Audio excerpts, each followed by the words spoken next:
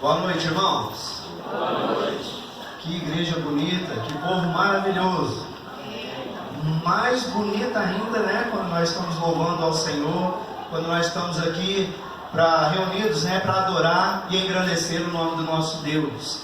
E hoje é uma data muito, muito, muito especial.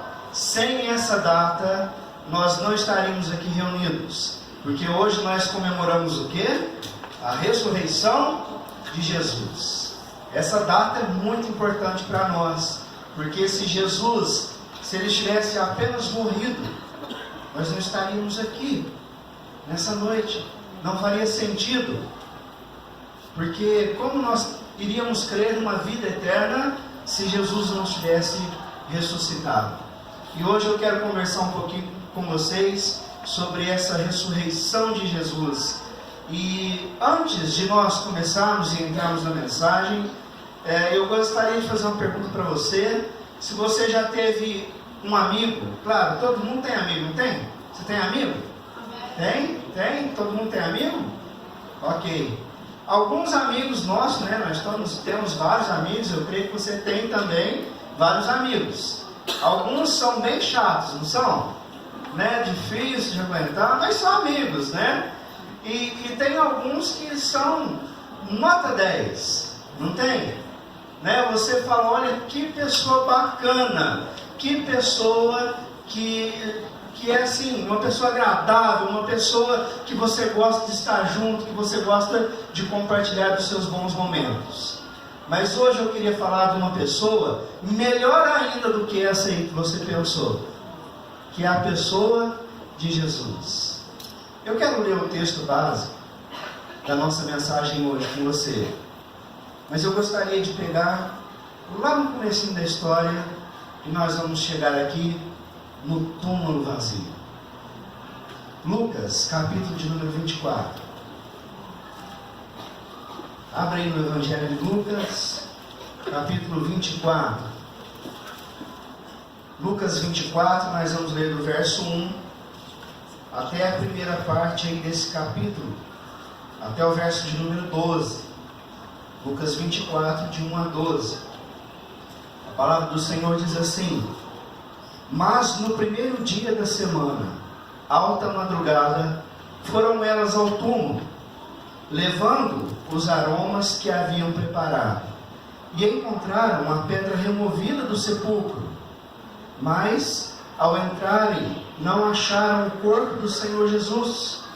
Aconteceu que, perplexas a esse respeito, apareceram-lhes 2 varões com vestes resplandecentes. Estando elas possuídas de temor, baixando os olhos para o chão, eles lhes falaram: Por que buscais entre os mortos ao que vive? Ele não está aqui, mas ressuscitou. Lembrai-vos de como vos preveniu, estando ainda na Galiléia, quando disse: Importa que o Filho do Homem seja entregue nas mãos de pecadores, e seja crucificado e ressuscite no terceiro dia. Então se lembraram das suas palavras, e voltando do túmulo, anunciaram todas essas coisas aos 11 e a todos os mais que com eles estavam. Eram Maria Madalena, Joana e Maria, mãe de Tiago. Também as demais que estavam com elas confirmaram estas coisas aos apóstolos. Tais palavras lhes pareciam como um delírio, e não acreditaram nelas.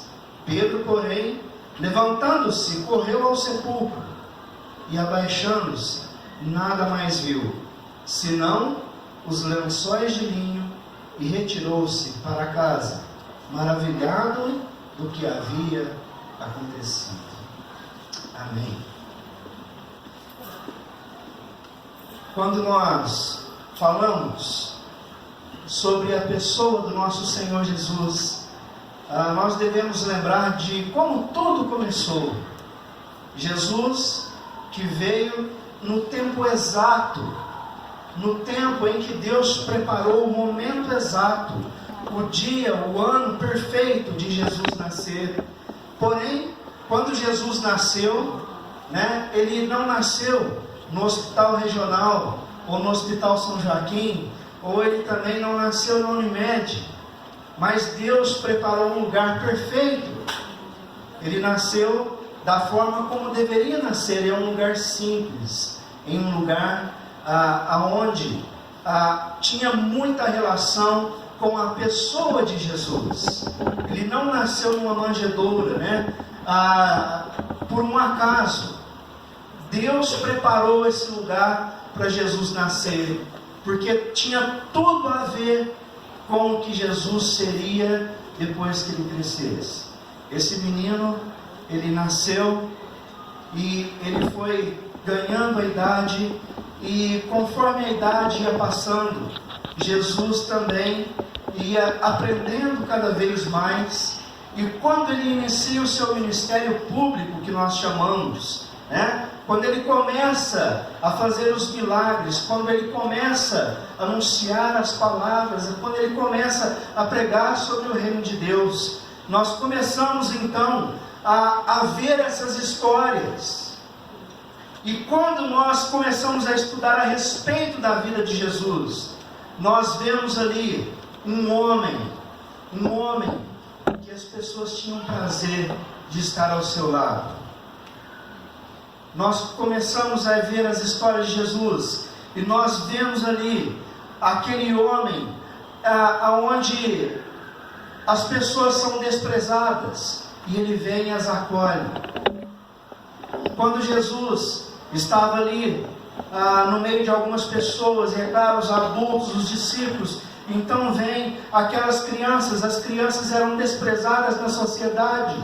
Jesus olha para aqueles meninos e diz: não os embaraceis. O pastor Joemar citou aqui essa passagem agora há pouco: deixar vir a mim os pequeninos. Quando Jesus também, ele está em um momento ali da sua caminhada, fazendo o seu papel, indo de uma cidade para outra pregando, no meio do caminho, uma mulher toca nas vestes de Jesus. Essa mulher era uma mulher que estava passando por um problema de hemorragia há 12 anos. Ninguém poderia tocar em Jesus dessa forma.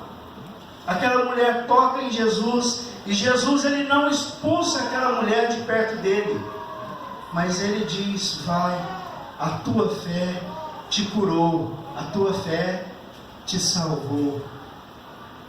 Jesus deixa de lado a religiosidade, e ele abençoa a vida daquela mulher. Naquele mesmo momento aparece um homem pedindo uma ajuda porque a sua filha havia morrido com 12 anos. Jesus atende o pedido daquele homem, vai, ressuscita aquela moça, aquela garota. Mas quando também um grande amigo dele morre, chamado Lázaro, nós lemos nas Escrituras que Jesus, com o coração, com o peito apertado, chorou. Que pessoa maravilhosa! Que pessoa maravilhosa! Você não conhece ninguém tão gentil, ninguém tão educado como a pessoa de Jesus. Você pode ter os melhores amigos, mas nenhum deles se compara com a pessoa de Jesus. Esse Jesus, ele também não só fez grandes milagres, mas ele também tinha bons amigos. Em algumas passagens você vai ler que um apóstolo, que era chamado apóstolo amado, que você fazendo uma leitura mais aprofundada, você vai ver que esse apóstolo era o apóstolo João. E em alguns momentos, quando eles estavam entre eles, longe da multidão, João deitava nos ombros de Jesus, no peito de Jesus. Jesus acolhia e amava aquele apóstolo. quando eu paro para pensar sobre a vida de Jesus, como era a pessoa de Jesus, eu fico maravilhado, eu fico entusiasmado com a pessoa de Cristo. E aquilo, tudo que Jesus havia feito para tantas multidões, vem chegando depois o momento da sua morte. Se você ler os evangelhos, você vai ver que quando Jesus ele vem chegando em Jerusalém, já próximo da sua morte, aquela multidão recebe Jesus, né, e até hoje é chamado de Domingo de Ramos, né? Alguns dias antes da sua morte, eles preparam, e é conhecido como a entrada triunfal em Jerusalém. Eles jogam ramos, fazendo como se fosse tapetes para Jesus entrar naquele lugar. E aquelas mesmas pessoas que preparam essa entrada triunfal de Jesus, alguns dias depois, estava gritando: crucificam, crucificam. Jesus então vem se aproximando do seu dia. Eu gosto muito do Evangelho de Lucas, ele traz alguns detalhes que os outros evangelhos não trazem. E chega um momento no Getsemane, na última noite, depois de Jesus haver ceado com os discípulos e haver instituído ali a Santa Ceia, e Jesus compartilhou daqueles alimentos com aqueles discípulos, né? E dali para frente Jesus falou: façam isso em memória de mim. Jesus se retira daquele local e ele vai para um monte onde ele era acostumado a orar. Era um lugar de intimidade com o Pai. Jesus começa então ali a fazer uma oração, pedindo para que Deus pudesse naquele momento, se fosse possível, livrar dele aquele cálice, aquele momento de sofrimento. E Jesus ora tão intensamente, segundo o Evangelho de Lucas, que o seu suor se escorre como gotas de sangue. E passado algum tempo, chegam então os soldados, e junto com uma pessoa que estava andando com Jesus há vários anos, um dos seus apóstolos, e o beija. E Jesus chama aquele homem, ainda, mesmo sabendo que estava traindo a Jesus, ainda chama ele de amigo.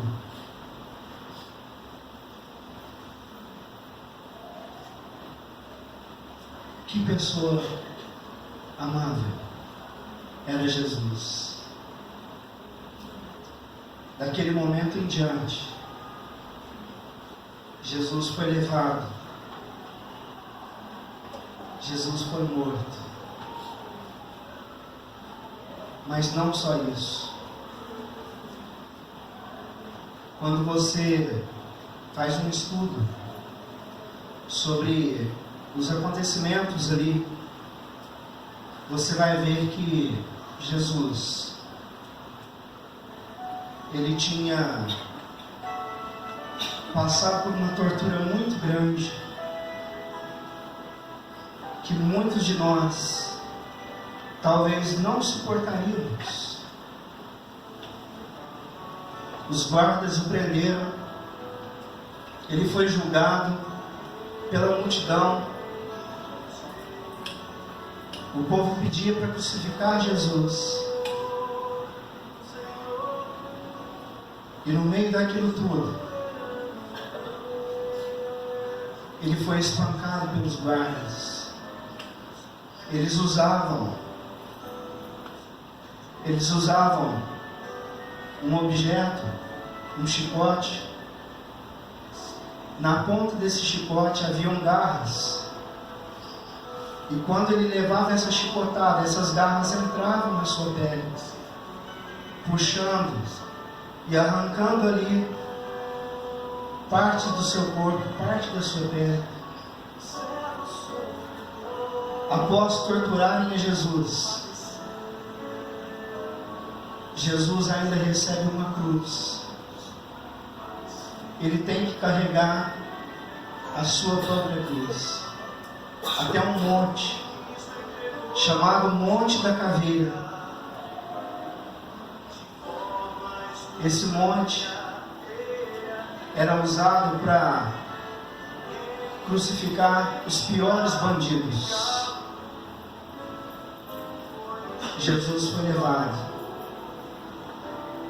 para lá, mas ele não tinha culpa alguma. A culpa que ele estava carregando naquela cruz era nossa. Os pecados que Jesus estava levando sobre si eram os meus e eram os seus.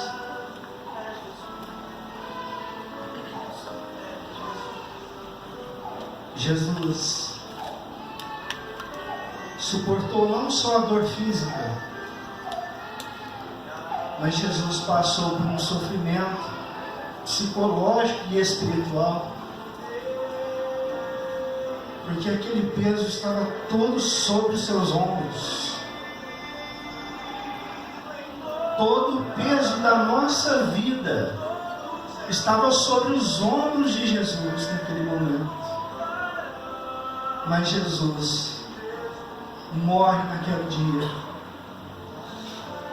Mas a palavra do Senhor que nós lemos diz que no terceiro dia Jesus ressuscitou. Ele venceu a morte. E Jesus está vivo. E a palavra do Senhor diz que aquele que crê em Jesus, ainda que morra, viverá. Eu quero encerrar a mensagem de hoje convidando você para repensar a sua vida com Deus. Hoje é um dia de Páscoa. É dia de celebrar a ressurreição de Cristo. Mas talvez seja o dia de chorarmos os nossos pecados. Feche seus olhos. Vamos falar com Deus.